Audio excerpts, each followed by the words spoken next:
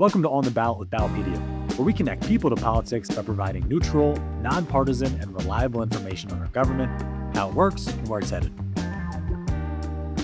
Welcome, everyone, to another episode of On the Ballot. I'm your host, Norman Leahy, senior editor at Ballotpedia, and today we're going to be talking about congressional elections from a little bit different perspective with somebody who I'm pleased to have on the show, really knows what he's talking about. And that, of course, is the man himself, Kyle Kondik, with Sabato's Crystal Ball. If you don't subscribe to Sabato's Crystal Ball, by the way, run, don't walk. Go subscribe to it now. We'll have a link to that in the notes, in the show notes. Kyle, welcome to the show. The joke I always make at the end of my presentations, which I'm spoiling, or whatever, but I always say, Google Crystal Ball. You'll see an eBay ad for an actual crystal ball. Scroll down a little bit. You'll find us. Sign up. It's free. We usually come out at least once and usually twice a week. Well, then in the Crystal Ball shop that I'm sure that you will start one day, you can actually have your own branded versions of those things. That's right. Larry, my boss, Larry Sabato, has of course been at UVA for a long time. And our fearless leader, he will sometimes have like a magic 8-ball. So that's a good proxy or a good stand-in for the crystal ball. At this point, we could just use that to talk about the congressional elections in 2026, because it is way too early to talk about them in a really granular sense. But can you give us the 30,000-foot view of how those races are shaping up according to your analysis? Yeah, look, I think on one hand, you would just look at midterm history and say, hey, the Democrats should win the House in 2026, and it'd be a big disappointment for them if they didn't. And I think that's like a fair assessment. And I do think that the history points to them being favored. On the other hand, I think it's also useful to think about the overall kind of battlefield for the House and like where we are in the US House right now, because we have had 3 straight elections that produced historically pretty tiny majorities. The Democrats win 222 seats in 2020. They lost about a dozen seats from 2018, their big wave year when they flipped the House and Trump's first midterm. And then in 2022, the Republicans won the House, but only won 222 seats themselves. And then the Republicans held the House in 2024, but only with 220 seats. And so with 218 required for a majority, these are really, really tiny majorities. And so, if you think that, oh, well, the Democrats should probably be able to net like, I don't know, 10 seats or something next year. Again, I'm just sort of pulling a number out of the air. Sure. 10 is not that many more than 3, and 3 is what they need. So like you can come up with a world in which the Republicans get a bunch of breaks. The political environment is not as bad as maybe 2018 was next year. And the Republicans somehow are able to eke it out. And part of it is just that I think there's kind of like a high floor and a low ceiling for both parties in the House these days. And that's because of something you got to in your piece was about sorting. And I've heard this concept described before to talk about how voters are sorting themselves by where they live. But you say that phenomenon is present very much so in the House elections. Can you tell us what sorting is and how that might affect the races that we see next year? Yeah, if you just look at if you categorize the districts from where Trump did the best all the way to where Harris did the best, and you sort of put them in buckets. There are no districts that Democrats hold where Donald Trump got 55% of the vote or more. Likewise, there are no districts that Republicans hold where Kamala Harris got, I think it's either 45 or 46, or I'm sorry, where Trump got 45 or 46% of the vote or less. So all of the sort of, if you sort of split them up into categories, all the partisan diversity in categories, it's like, of the districts that best reflected the presidential results. So Trump got 50%. If you just look at the ones where Trump got between 49 to 51%, the Democrats hold 15, the Republicans hold 11. Other than that, if you go, if you set them up in these various buckets, if the districts that are more Republican than that, the Republicans hold almost all of them. The districts that are more Democratic than that midpoint, the Democrats basically hold all of them. And that's different than even 2018 or 2010 was. Yeah. In that, particularly in 2010, the Republicans only won, I think it was 178 seats in 2008, which is much lower than any House showing they've had since the House became competitive again, really, in 1994, when Republicans flipped it for the first time in 40 years. But back then, the Democrats, they had 257 seats, but they were holding 40, I think it was 50 seats that John McCain had won in the previous presidential election, meaning the Democrats were vastly overextended. And so one of the things the 2010 wave did was not only was it a great political environment for Republicans, but also it was a realignment in that the Democrats held a bunch of seats that, they had some kind of Southern moderates or conservative members from Republican districts. Those people, they didn't all get wiped out, but they got significantly wiped out in that election. And then in subsequent elections and redistricting years, the rest of them ended up losing. And then you go to 2018, the Republicans were defending 25 districts that that Hillary Clinton had won in the previous presidential election. After 2018, they held three. So Ugh. those and the Democrats were able to win some districts that Trump had won too, including some fairly heavily Trump districts, although those then fell away in the 2020 presidential race. But the sorting means that these districts are getting sorted out by their presidential performance, and there just aren't as many districts that split their tickets as they used to. So that has had the effect of, again, raising the floor for both parties because they, in some sense, kind of hold all or most of the seats that they quote unquote should hold. Um, but then it also means that there aren't necessarily all that many great targets out there. But when the midpoint in the House or when the majority these days is like 220, 222, Mhm. even though there aren't that many competitive seats, there are still more than enough competitive seats for the House to change hands pretty often, which again, if we see it in 2026 and then maybe future, maybe further in the decade, wouldn't be that surprising. So I think what you're going is that sorting mitigates against the potential for a wave election. Right. What, but it doesn't necessarily mean that we can't have volatility in House control. Correct. And also like how you would define a wave might be a little bit different because historically you can go back, the Democrats they won 41 more seats in 2018 than they won in 2016. The Republicans won 64 more seats in 2010 than they had won in 2008. But they were also starting from a much lower number.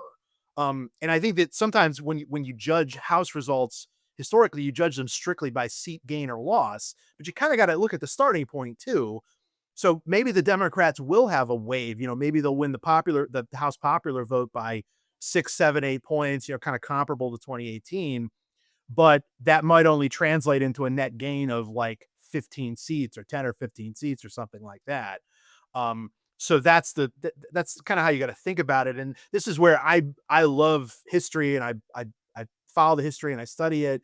But history might be less helpful now because with the House all sorted, again, that's why I say kind of higher floors and lower ceilings, and the numerical sorts of gains or losses you might see in a midterm probably aren't going to even reach those averages again, even if the Democrats do have a great year.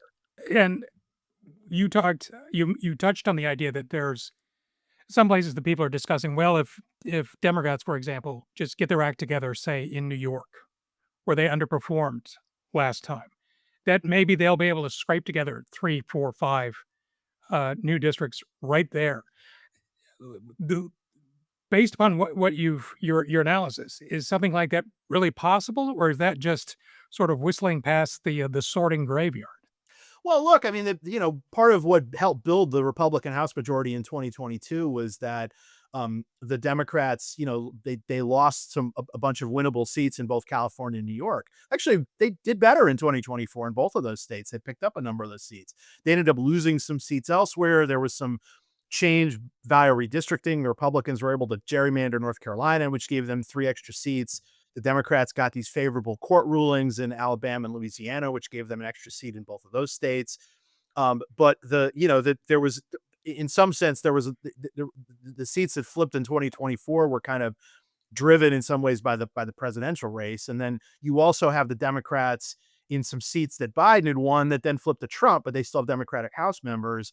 So from a Republican perspective, they could look at those seats and say, hey, maybe these are seats that we should hold. Now, Democrats, if the environment is favorable, those districts might not be performing as Trump districts in 2026, although they might in 2028. But again, that's a 2028 discussion. There also is a little bit of redistricting on the horizon here. Yeah. Ohio's going to have a new map. Very convoluted, strange process in Ohio, but the map there is sunset. The Republicans are essentially going to control that process there, and so they might be able to squeeze an extra seat or two there. There's a lawsuit going on in Wisconsin in front of the liberal-friendly Wisconsin Supreme Court. That's a 6-2 Republican map. Maybe the Democrats could get an extra seat or two out of that state. And on one hand, you say, oh, well, hey, one seat here, one seat there, what does it matter? But again, when the House majority right now at full strength is 220 to 215, as Lester said in The Wire, all the pieces matter. Yeah, so we can expect a somewhat possibly like we saw in the presidential race. All the attention, all the money is going to go into a handful of places. Do you think that's possible? Yeah, that's right. I mean, in our House ratings right now, we have 20 toss-ups. 13 are current Republican seats, 7 are current Democratic seats. Redistricting will scramble that a little bit. There are going to be some seats that we have as leans or likely one way or the other that are going to fall into that toss-up column. There are going to be seats that move out of that toss-up column over the course of the cycle. But again, we're talking about, maybe if you have sort of an expansive definition of the map, you might be talking about like 3 dozen seats or something like that. And that's, part of the story of the election will be like, what are the kinds of seats that come into play over the course of the cycle? In 2022, one of the things that I think gave us, me anyway, thought the Republicans were going to do better than they ultimately ended up doing is that there were some seats like Virginia 10 is a good example, where Jennifer Wexton, who was the incumbent at that time, she was facing some pressure in that election, and there was some close polling there. Joe Morelli in Rochester, New York, and they actually ended up vastly underperforming Biden in their districts, but still winning. So it was like the battlefield kind of expanded to the point where members in quote unquote safe seats had harder than expected elections, but Democrats did great in the seats that we all thought were going to be the toss ups to start the cycle. But that will be something to watch is that are there Republicans in seats that seem safe that then suddenly you start to see spending in?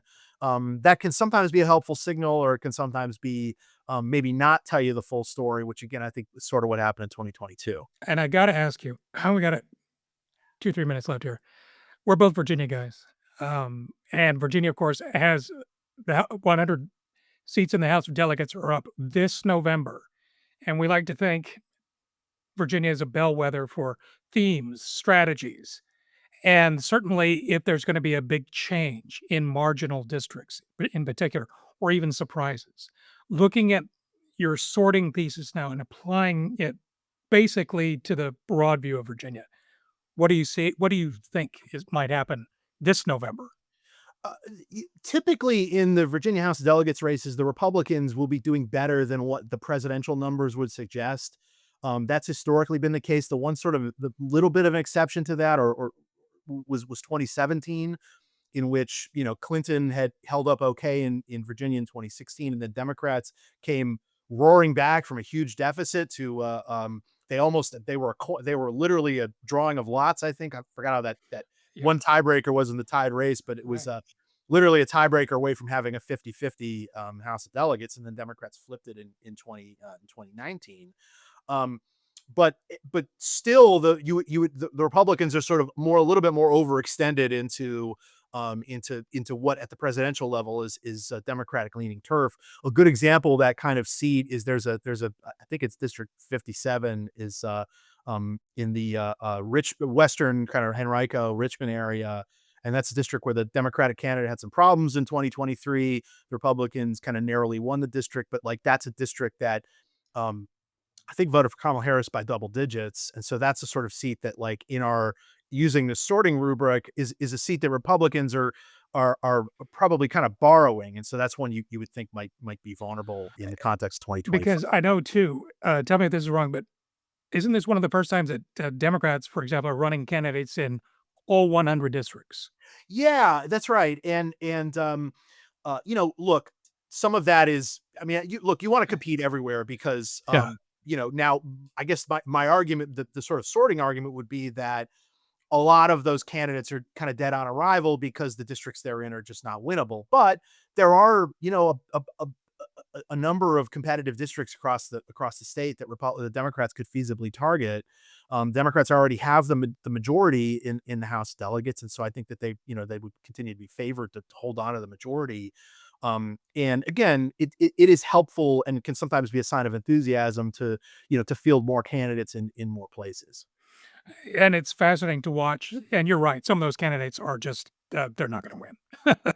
Yeah, I mean, look, in the House, like, this is it for the U.S. House. I don't have the figures for how I would categorize the House of Delegates, but in the U.S. House, we have, I think it's 187 districts that are rated safe Republican and 169 rated safe Democratic. So add those two numbers together, that's a considerable chunk of the House that really is not competitive in a general election sense. And some of those districts that we would have in like the likely R or the likely D column also really aren't competitive, but like maybe lightning strikes and there's a wave or something and it might be competitive. So and that would even be true if there wasn't partisan gerrymandering too, because let's say that we had a national redistricting scheme that was, we're going to create as many competitive districts as we can all over the country. You would have more competitive districts, I think, but you'd still have a bunch of safe ones, because it's like, how do you draw a district Democrats can compete for in Western Nebraska or Western Kansas? How do you draw in most instances in like Chicago and Los Angeles and New York City? Yeah, there are little Republican pockets, but those are overwhelmingly Democratic places. Right.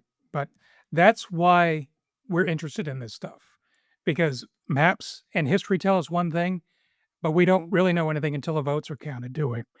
Right. Yeah, and we have to, this is a time for modesty, I think, for people like me. So I try to be open-minded about it. Again, that's why I say, like, for the House itself, I think it's reasonable based on what usually happens in midterms to say Democrats should be favored. I think Democrats are favored, but like you don't need to you wouldn't need some sort of extraordinary necessarily set of circumstances for Republicans to either hold Democrats to a small majority or maybe even hold it themselves.